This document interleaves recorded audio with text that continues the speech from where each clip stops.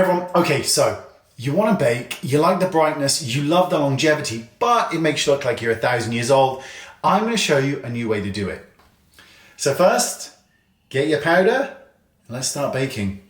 So we're going to bake underneath the eyes, sides of the nose, underneath the cheek, and a bit on the forehead. Lovely. Now, you've seen on the internet people using setting sprays all over their face, and guess what that does? Not much at all. You're oversaturating the face, getting rid of all that powder. But I'm going to show you a different way.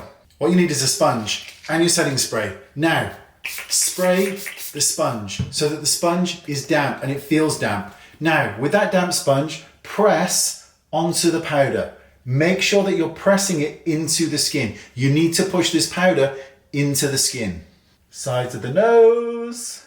The trick here is to really use pressure. You're trying to push the powder into the skin with that setting spray. And what this does is it ensures longevity, but it removes all that dry residue from the powder. And what you're left with is brightened skin where you, of course, baked, but you have longevity now. This will last. It won't look old. It won't look cakey. It's way better than oversaturating the face like a mental person.